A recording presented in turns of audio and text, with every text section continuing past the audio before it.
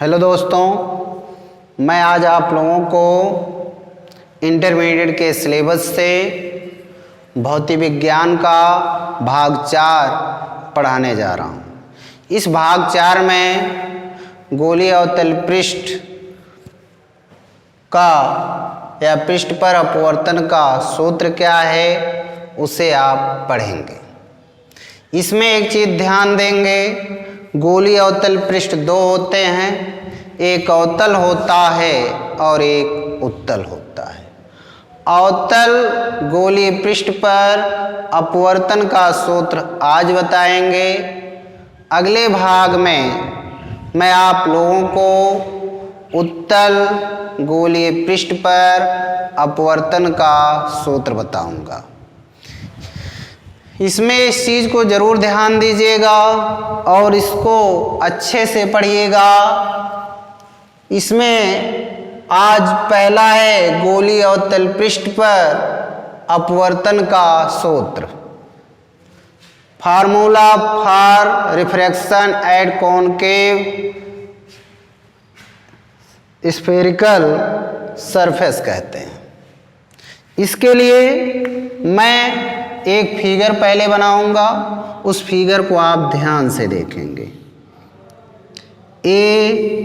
एक गोलीय अवतल पृष्ठ बना रहे हैं, ठीक, और ये इसका मुख्य अक्ष है, ये ध्रुव है, ये जेड पी जेड डैश एक गोलीय अवतल पृष्ठ है जो दो माध्यमों को पृथक करता है। माध्यम एक इधर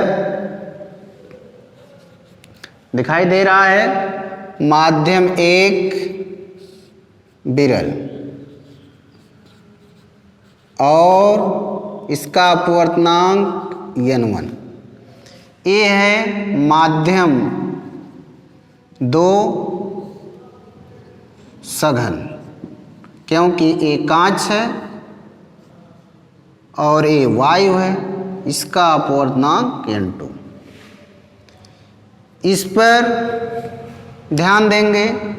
एक गोलीय अवतल पृष्ठ का ये वक्रता केंद्र हो गया। गोलीय अवतल पृष्ठ पर एक बिंदु वस्तु O हो गई।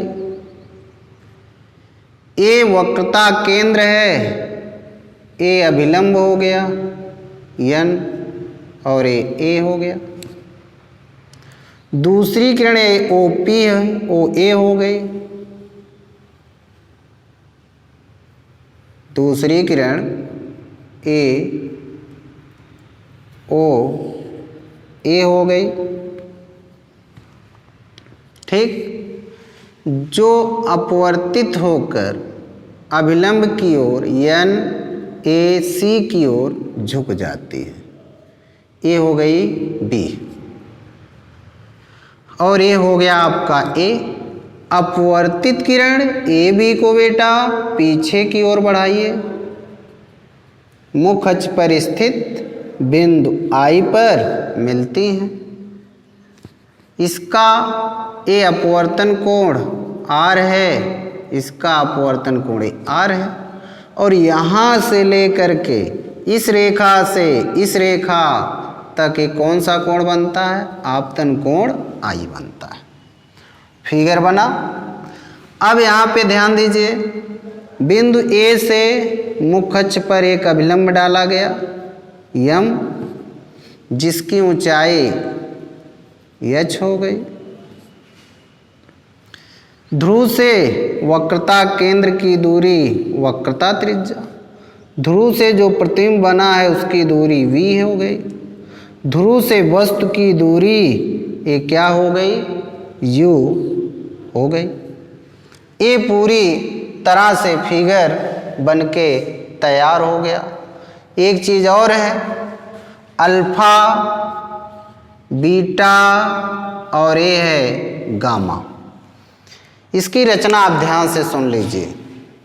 माना Z P Z dash R वक्रता त्रिज्या आर का एक गोलीय अवतल पृष्ठ है जिसका ध्रुव पी, ठीक है, या दो माध्यमों को पृथक करता है, माध्यम 1 व माध्यम 2। माध्यम 1 विरल है और माध्यम 2 सघन है। माध्यम 1 का अपवर्तनांक n1 और माध्यम 2 का अपवर्तनांक n2 है। इसके बाद आप ध्यान देंगे, गोलीय अवतल पृष्ठ का ध्रुवी वक्रता केंद्र C है।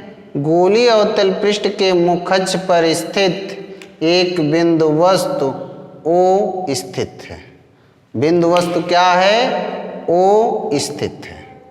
बिंदु वस्तु O से दो प्रकाश की किरणें चलती हैं, एक OA है और एक OP है। OP बिंदु P पर अभिलंबवत आपतित होती हैं, जो बिना विचलित हुए सीधे निकल जाती है। दूसरी किरण OA गोलीय अवतल पृष्ठ के बिंदु A पर आपतित होती हैं, जो दूसरे माध्यम में जाती हैं और ये अभिलंब NAC की ओर झुक जाती हैं। इतना आया समझ में? झुक गई। इसके बाद AB दिशा में निर्गत हो जाती है। अब यही AB किरण को आगे की ओर अगर बढ़ाया जाए, एक कहीं पर नहीं मिलती है, लेकिन यही अपवर्तित किरण AB को पीछे की ओर बढ़ाया जाए, मुख अक्ष पर स्थित बिंदु I पर मिलती हैं, जहां पर उस वस्तु का प्रतिबिंब बनता है। इतना आया, कोई दिक्कत नहीं होगी। अब एक चीज इसमें और आप ध्यान देंगे, जो आपको याद रखना है, ये जो प्रतिबिंब बना है, बिंदु वस्तु O का आभासी प्रतिबिंब है। एक चीज और ध्यान देंगे, गोलीय अवतल पृष्ठ के किसी बिंदु से, चाहे वो यहाँ हो, चाहे यहाँ हो, चाहे वहाँ हो, नोट में लिख लेंगे, गोलीय अवतल पृष्ठ के किसी बिंदु को वक्रता केंद्र से यदि मिला दिया जाए तो अभिलंब होती है। इतना आया समझ में? यहाँ तक कोई दिक्कत नहीं है। अब इसके बाद आप इसमें ये चीज ध्यान देंगे, माना बिंदु A पर, माना ध्यान दीजिए, माना बिंदु A पर आपतन कोण, माना बिंदु A पर आपतन कोण क्या है? बिंदु A पर आपतन कोण OC और A है। आया? चाहे OAC आप लिख सकते हैं। कोण OAC आपतन कोण I है। और अपवर्तन कोण क्या है? अपवर्तन कोण क्या है? अपवर्तन कोण दो बने हैं, एक IAC, कोण IAC, और एक BAN, कोण BAN, अपवर्तन कोण R है। इतना आया समझ में? इसके बाद दर्पण के ध्रुव से वस्तु की दूरी PO, दर्पण के ध्रुव से वस्तु की दूरी, ध्यान देंगे, दर्पण के ध्रुव से जो वस्तु की दूरी है वो क्या है भैया? PO है, और ये क्या है? Minus you. दर्पण के ध्रुव से प्रतिबिंब की दूरी, किसकी दूरी? प्रतिबिंब की दूरी क्या होगी? पी आई बराबर माइनस वी। इतना आया समझ में? ध्रुव से दूरी ये हो गई। वक्रता त्रिज्या, वक्रता त्रिज्या पीसी बराबर होगा माइनस आर। कोष्टक में यहां लिखेंगे सभी दूरियां दर्पण के ध्रुव के साथ नापी जा रही हैं और दर्पण के ध्रुव से बाईं ओर मापी गई सभी दूरियां ऋणात्मक होती हैं। सभी चिन्ह U, V और R एक किस तरफ नापे गए हैं? दर्पण के ध्रुव से बाईं ओर नापे गए हैं, इसलिए सभी दूरियां जो ली गई हैं वो ऋणात्मक चिन्ह के साथ ली गई हैं। अब यहां तक कोई दिक्कत नहीं। अब ध्यान दीजिएगा, इसमें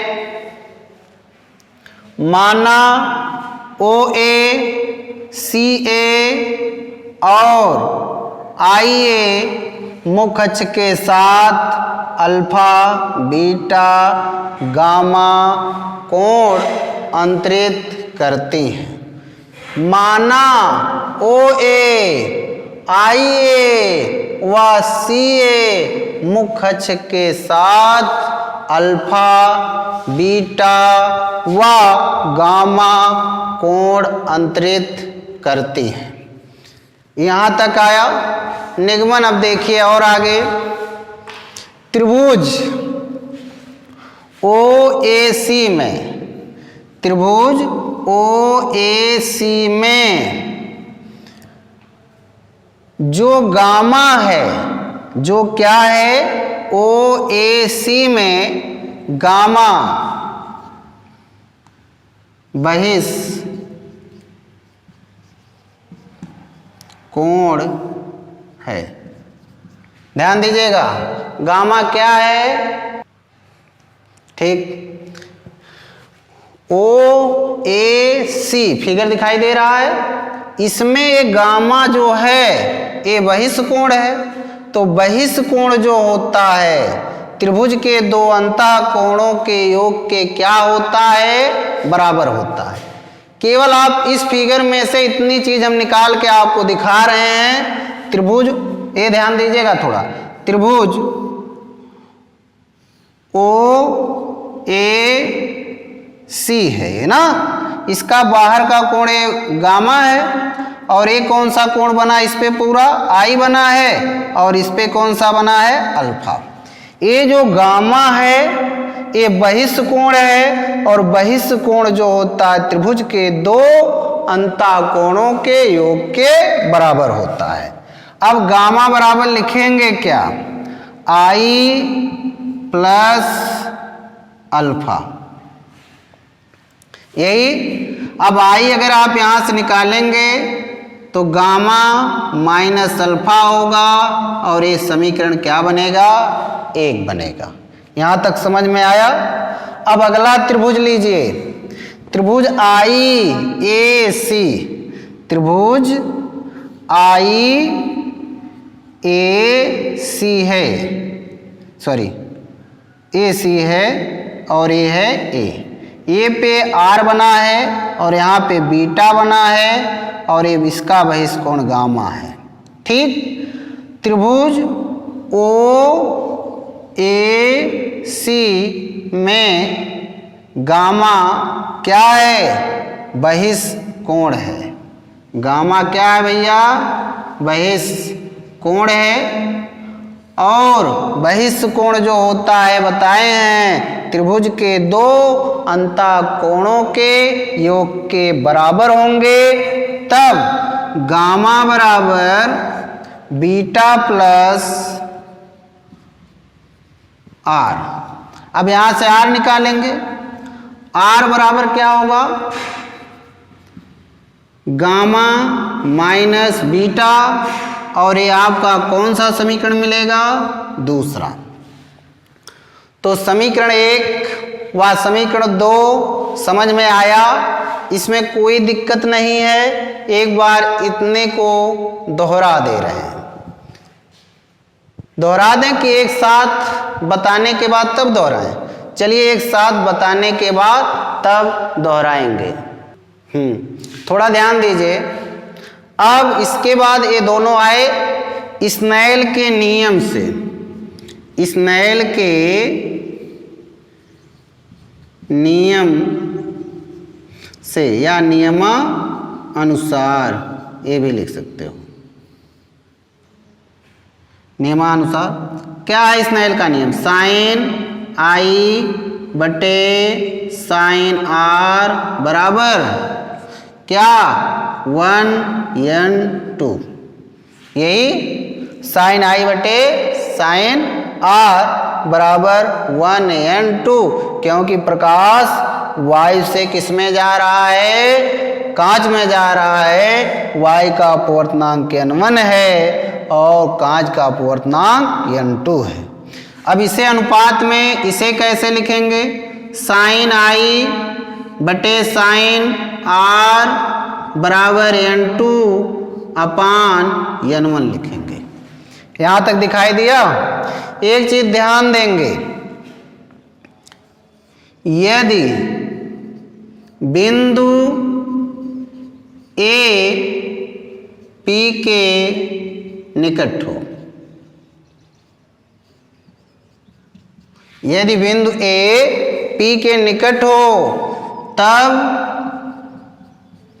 अल्फा बीटा गामा आई व आर के मान अत्यंत कम होंगे। मतलब साइन आई बराबर आई के हो जाएगा और साइन आर बराबर किसके हो जाएगा? आर के। अब यही मान सबसे पहले समीकरण 1 और 2 में, सॉरी ये इसको हम बना दे रहे हैं समीकरण 3, ये समीकरण 3 है। समीकरण 3 में आई व आर का मान रखने पर ना, यानी साइन आई व साइन आर के स्थान पे आई और क्या रखेंगे? आर। क्यों रखेंगे? यदि बिंदु ए पी के निकट हो तब अल्फा बीटा व आई व आर के मान भी अत्यंत कम होंगे, अर्थात साइन आई के, साइन आर के। तब यहां पे ध्यान दीजिएगा, समीकरण 3 से, समीकरण कितने से? 3 में मान रखने पर किसका मान रखेंगे? इस दोनों का आप मान रखेंगे। तो साइन आई की जगह आई और आर की जगह आर, साइन आर की जगह आर, n2 अपान n1 त्रियक गुणा कर दीजिए, आई n1 बराबर n2 आर। ये आपका चौथा समीकरण बना। इस चौथे समीकरण में एक चीज जरूर ध्यान दीजिएगा कि n1 का गुणा आई में, आर का गुणा n2 में हुआ, ये बराबर चिन्ह का है बेटा। इसका त्रियक गुणा तो होता है लेकिन हर का गुणा नहीं होता है। अब समीकरण 1 व 2 का मान रखिए, इसमें आई निकाले और यहां क्या निकाले? आर। समीकरण 1 व समीकरण 2 का मान रखने पर रखिए, क्या आई की जगह क्या रखेंगे? Gamma minus alpha, n1 gamma minus alpha n2 r की जगह क्या, गामा माइनस बीटा, गुणा करिए n1 gamma minus n1 alpha, n2 gamma minus n2 beta. हाँ, गामा दो में दिख रहा है, इसमें भी और इस तरफ भी। इस वाले को आप इस तरफ लाइए, n2 beta minus n1 alpha है और ये n2 गामा और ये क्या आपका n1 गामा प्लस में है, जाएगा माइनस में, n1 क्या हो जाएगा गामा।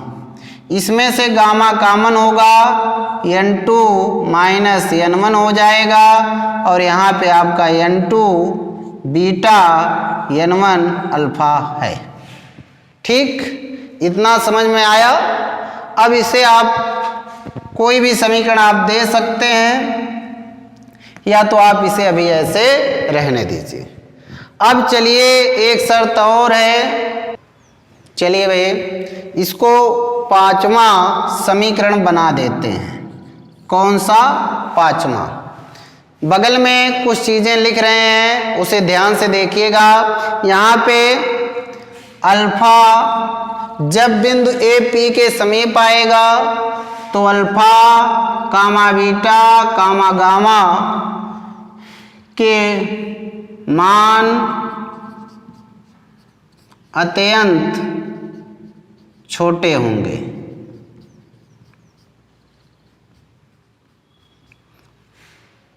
अर्थात अब त्रिभुज में ध्यान दीजिएगा, एम लंब है और ओ एम इसका क्या है, आधार है। लेकिन ये जब यहाँ पे चला आएगा तो ये छोटा हो जाएगा, तो tan अल्फा जब निकालेंगे, tan अल्फा बेटा होता है, पहले tan क्या होता है, लाल बटे काका, ये पढ़े हो कि नहीं पढ़े हो? tan होता है लंब बटे आधार, tan क्या होता है, लंब बटे आधार। तो लंब पहले लिख दिया गया, फिर बटे में आधार हो गया है। लंब क्या है इसमें, कि h है, फिगर में दिखाई दे रहा होगा, और आधार क्या है, यहाँ से लेकर के यहाँ तक ये दूरी हो गई। लेकिन ये बताइए दूरी यहाँ पे क्या होगी, u होगी, और ये दूरियां सब किस में होंगी, माइनस में, और ये आपका हो गया माइनस u, tan अल्फा हो गया। इसी तरह tan बीटा भी निकाल लीजिए। tan बीटा क्या होगा, लंब बटे आधार ये भी होगा, लेकिन लंब क्या है, एम है, मतलब h है, और आधार क्या है इसका, ये ध्यान देना, यहाँ से लेकर के यहाँ तक इसका आधार जो है वो माइनस v है, h अपान माइनस v। इसके बाद tan गामा निकाल लीजिए। tan गामा क्या होगा, वही चीज, लंब बटे आधार h, और ये गामा कोण यहाँ से यहाँ तक बना है, इसकी दूरी क्या है, r है, और ये बाईं तरफ दूरी है इसलिए क्या है, माइनस, और ये माइनस r हो गया। ठीक, अब चलिए इतना आया समझ में। अब यहाँ पर एक शर्त है, आप चाहे वो लगाइए चाहे इसी तरह लिखिए। यहाँ पे tan अल्फा जो है अल्फा के क्या होगा, बराबर होगा, या ऐसे लिख सकते हो अल्फा बराबर tan अल्फा, अल्फा बीटा बराबर tan बीटा, और गामा बराबर क्या, tan गामा लिख सकते हो। ध्यान दीजिएगा थोड़ा इसी को, ये होता, लेकिन ये अल्फा बीटा के मान बहुत छोटे हैं, इसलिए अल्फा बराबर होगा tan अल्फा और बीटा बराबर होगा tan बीटा, और गामा बराबर क्या होगा, tan गामा। अब यही अल्फा बीटा व गामा का मान, अल्फा कामा बीटा व गामा का मान समीकरण 4 में सॉरी 5 है, 5 में रखने पर। अब ये 5वां है n2 बीटा की जगह h अपान minus V minus n1 alpha की जगह h अपान माइनस यू, यही ना, ध्यान दीजिएगा। अब गामा की जगह आप क्या लिखेंगे, h अपान माइनस आर कोष्टक में n2 माइनस n1, h यहाँ ध्यान देना n2 h बटे minus V minus minus plus n1 h बटे यू और यहाँ h अपान माइनस आर कोष्टक में n2 minus n1। h common ले लीजिए, h को कॉमन ले लीजिए तो क्या बचेगा, n2 माइनस n2 अपान वी प्लस एक चीज और माइनस सहित कॉमन लीजिए, माइनस h कॉमन हो गया तो बचा ये n2 अपान वी, ठीक दिखाई दे रहा होगा, ये माइनस n1 अपान यू और यहाँ पे है h minus h upon R कोष्टक में n2 माइनस n1। ये माइनस h और ये माइनस h कट गया, बचा क्या, n2 अपान वी माइनस n1 अपान यू बराबर n2 माइनस n1 बटे आर, यही लेंस के अपवर्तन का सूत्र है, यही लेंस के अपवर्तन का क्या है, सूत्र है, यही कह सकते हो लेंस के अपवर्तन का सूत्र है। इतना आ गया समझ में, कोई दिक्कत नहीं होगी। अब एक चीज ध्यान देंगे, वहाँ शर्त है, नोट है, कुछ चीज़ों को आपको याद रखना होगा। जैसे समीकरण आपका मिला है, इस समीकरण में कुछ शर्तें हैं जिसे आप लिख सकते हैं। ध्यान देना, समीकरण के दोनों पक्षों में n1 से भाग देने पर भाग दीजिए। समीकरण ये जो आपका बना है, इसी समीकरण में आप n1 से दोनों पक्षों में भाग दे दीजिए तो एक फार्मूला इसका और मिल जाएगा। वो है क्या, ध्यान दीजिए, n2 अपान वी, ठीक, भाग देंगे किससे, n1 से, और फिर माइनस n1 अपान यू भागे n1 और n2 माइनस n1 बटे आर और भाग देंगे किससे, n1 से। ये क्या हो जाएगा, इससे अगर इसमें भाग देंगे n2 अपान n1 बटे वी माइनस n1 से n1 कटेगा तो 1 बटे कितना हो जाएगा, u आ जाएगा। अब इसका जो भाग देंगे ये हो जाएगा, इसमें भाग होगी, अब ये हो जाएगा n2 बटे n1 माइनस n1 बटे n1 बटे r। ये आपका हो जाएगा n2 अपान n1 को किस में लिख सकते हैं, एक चीज ध्यान दीजिएगा, अनुपात में है तो इसे हम लिख सकते हैं 1n2, ठीक, बटे v माइनस 1 बटे u।